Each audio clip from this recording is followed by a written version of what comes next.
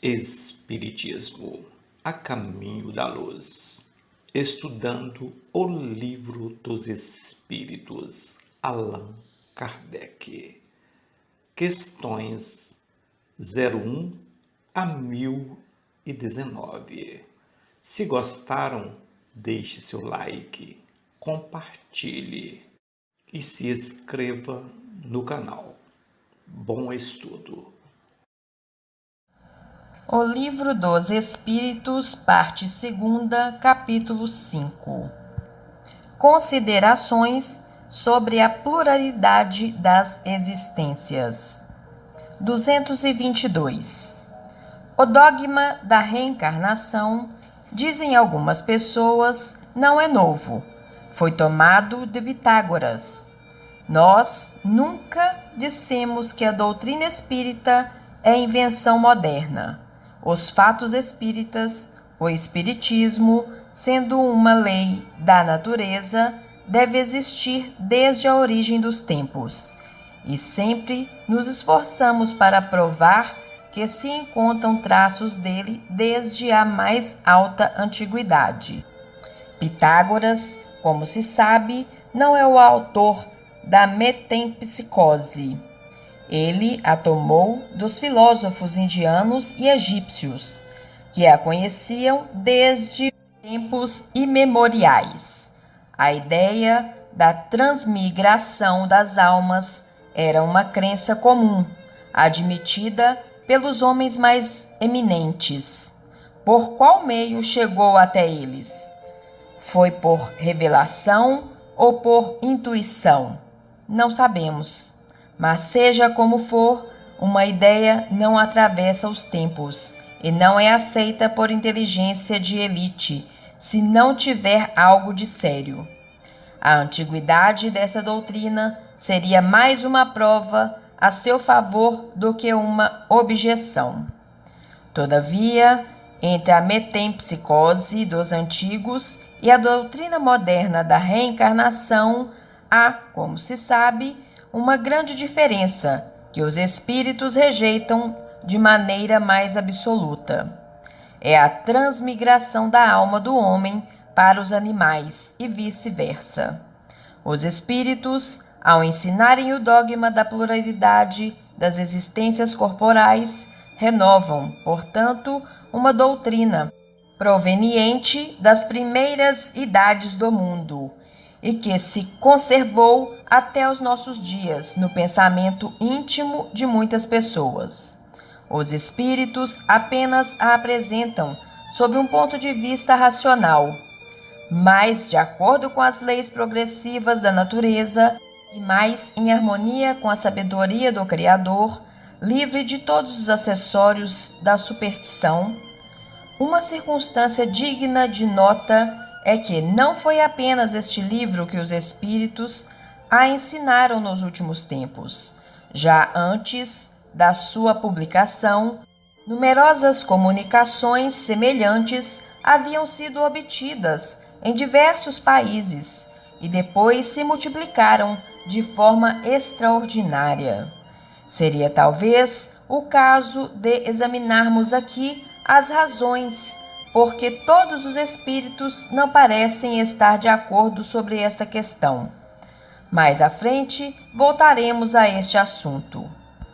Examinemos a questão sobre outro ponto de vista e façamos uma separação, deixando de lado toda a intervenção dos espíritos por enquanto. Suponhamos que essa teoria não foi dada por eles e que até mesmo nunca se abordou esta questão com os espíritos. Coloquemo-nos momentaneamente num terreno neutro, admitindo o mesmo grau de probabilidade para uma e outra hipótese, isto é, a pluralidade e a unicidade das existências corporais. Vejamos para qual lado nos guiará o nosso interesse e a razão.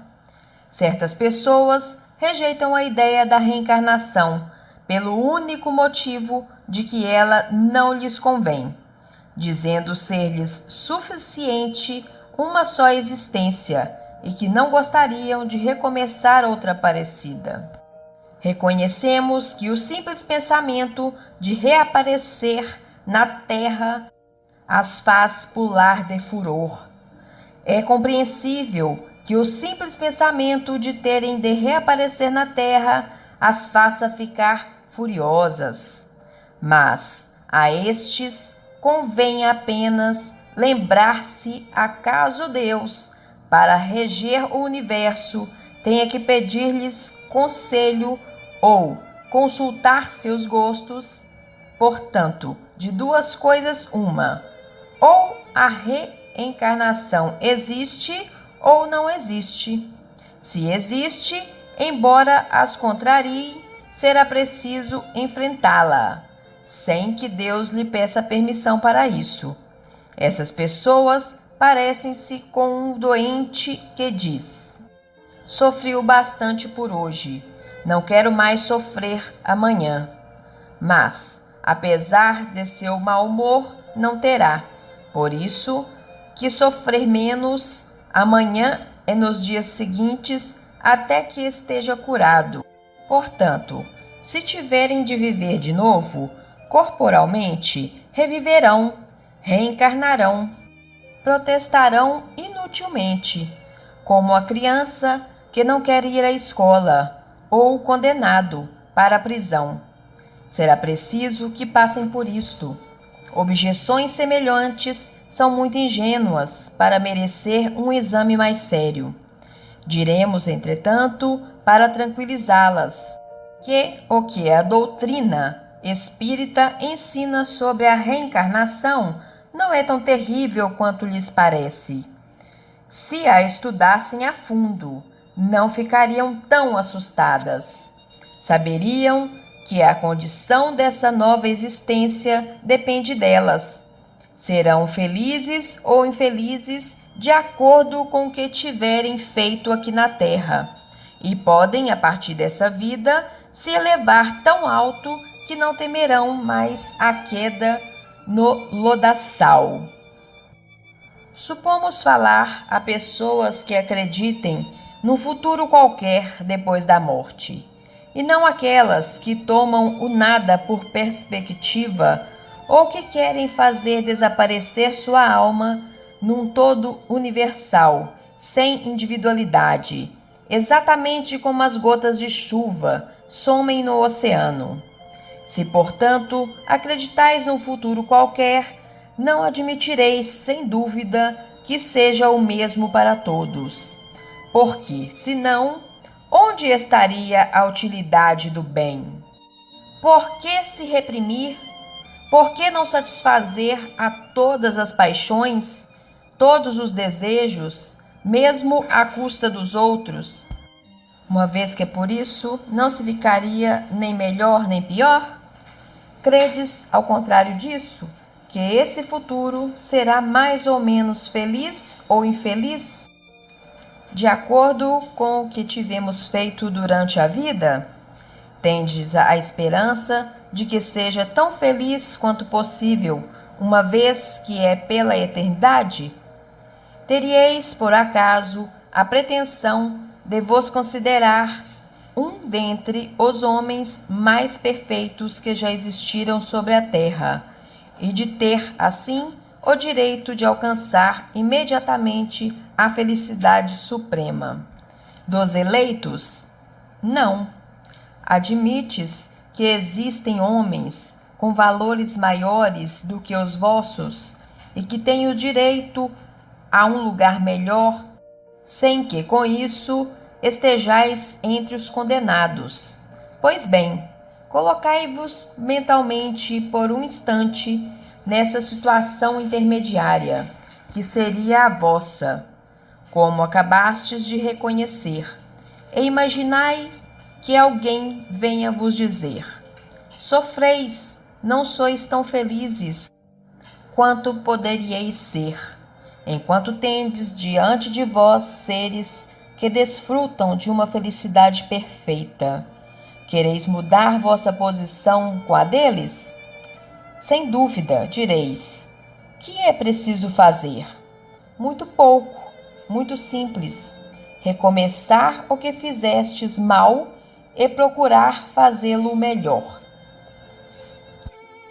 Hesitaríeis em aceitar essa proposta, mesmo a preço de muitas existências de provações? Façamos outra comparação simples.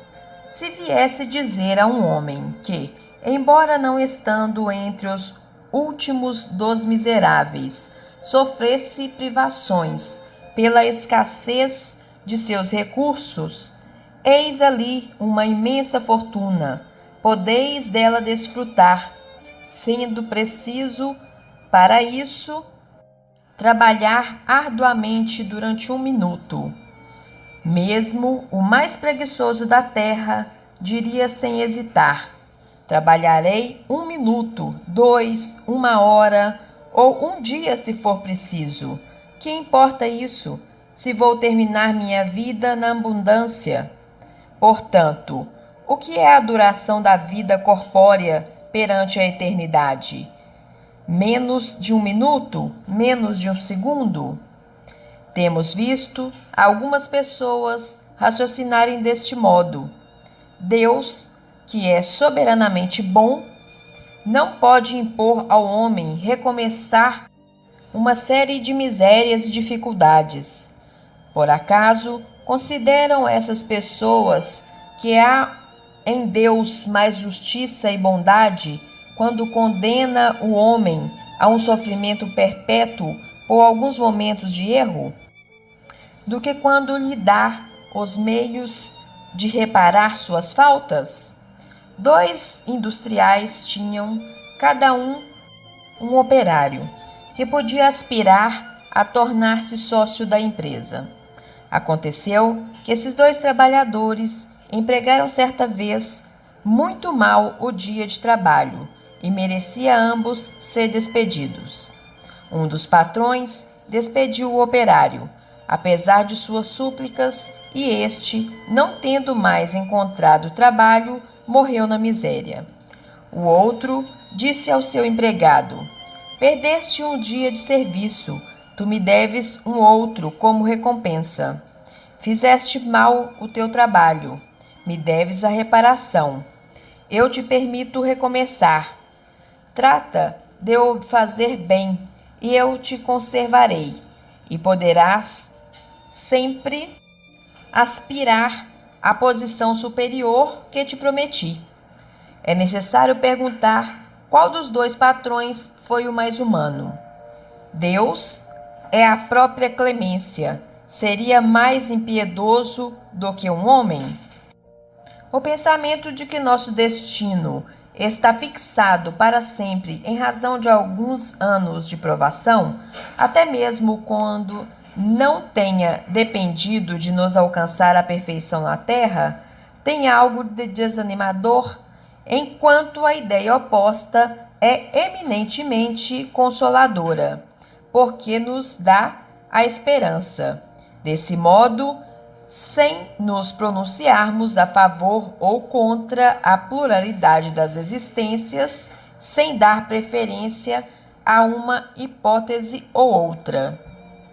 Diremos que, se fosse dado ao homem o direito de escolha, não haveria ninguém que preferisse um julgamento sem apelação.